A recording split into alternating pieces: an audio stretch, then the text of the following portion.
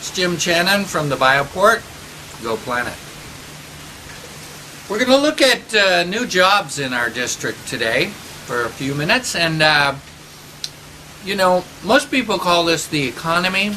And what new economies will we have in Kohala in the next 10, 15, 20 years? At the same time, what I'm going to try to do is translate those actually into skills so that you can get a sense of not only what you can recommend to your younger people to do, but you can talk to the high school principal about in this case. Now, what I'm going to suggest to you in terms of jobs is based on a foundation of the community of Aloha, the integrated community of Aloha.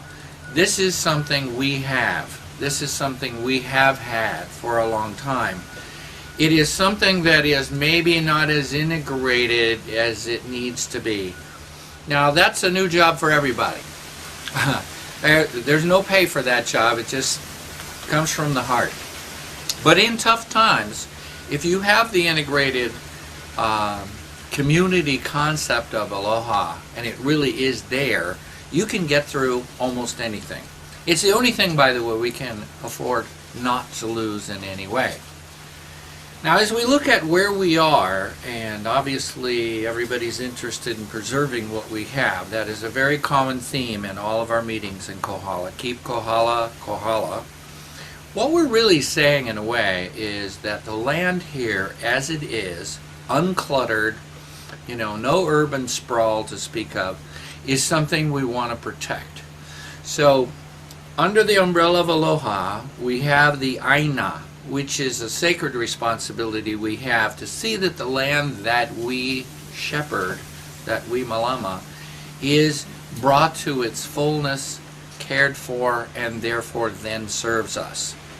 So within the idea of looking forward to the future, what we can do now independently, like home rule, we're in charge, to bring our land to full fruition, here are the jobs that I can predict for you that will come to pass. And the big one, right down the middle of the chart here, is what I call landcrafting. We know that agriculture is important to us. But landcrafting is way bigger than agriculture. Landcrafting at the foundation is our sacred respect for the land, and it involves deep relationship with the land and with the plants in order to fully develop what we're going. That's at the fundamental layer of landcrafting. At another layer, there's something that's very, very efficient called permaculture, which is the way you position the growing of things so that you can get to them in a practical way, leave the ones alone that need to be left alone, and essentially after a long period of time, you get the most productivity from the land with the least amount of effort and the least amount of artificial supplements and fertilizers, etc. The next layer, so you have sacred land practice, you have permaculture practice, then you have really modern farming is just a layer of these things, but modern farming includes what we've learned from the Japanese about letting things reseed themselves naturally, not neat little rows, biointensive farming. There's lots of kinds of farming.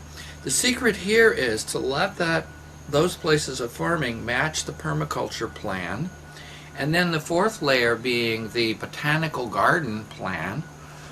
Allow all of that growing stuff to come forward as a botanical garden so that you're not looking at long rows of dirt turned over with fences around them. You're looking at islands of planting with beautiful colored flowering trees right next to fruiting trees, right next to mounds of vegetables, and they're all blended in as a botanical garden. And so landcrafting is the combination of all those skills.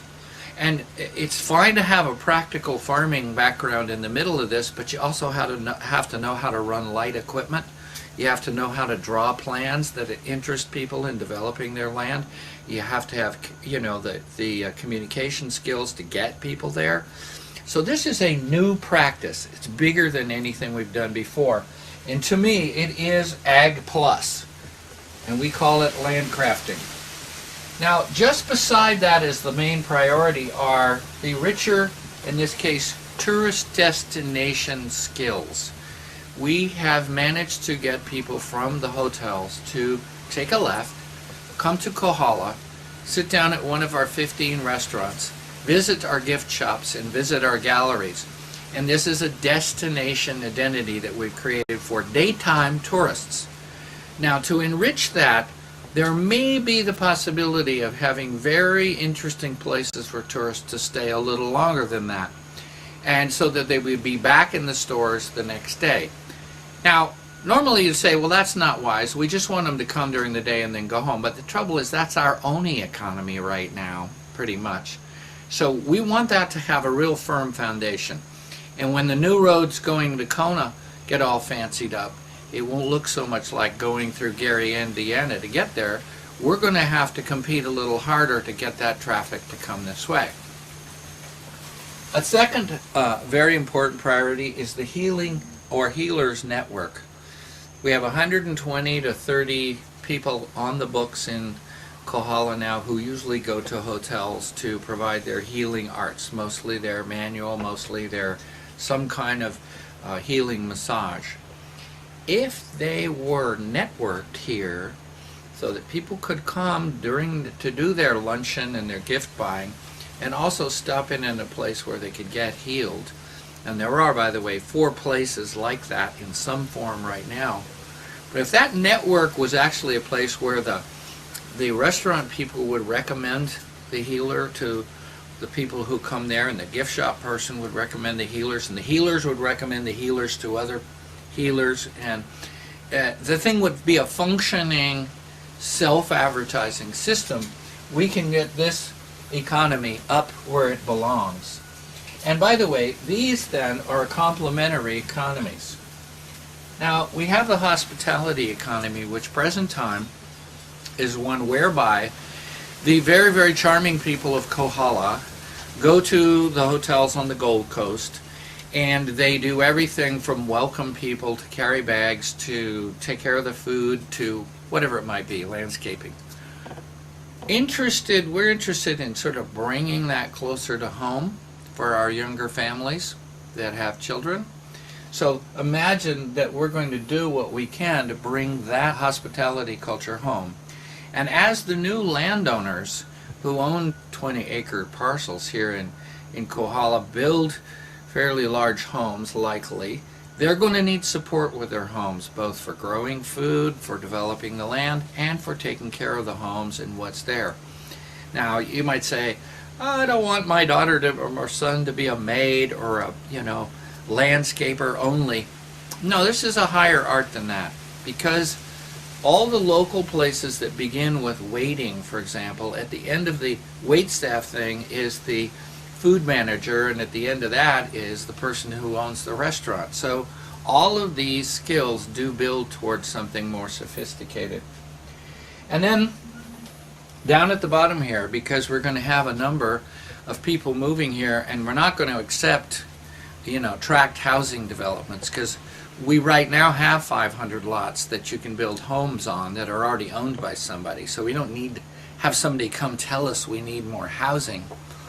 But we will be building enough very fine homes in the next 15 or 20 years to have a very powerful little team of terraformers and landscapers and, again, builders, crafty, high-end home builders.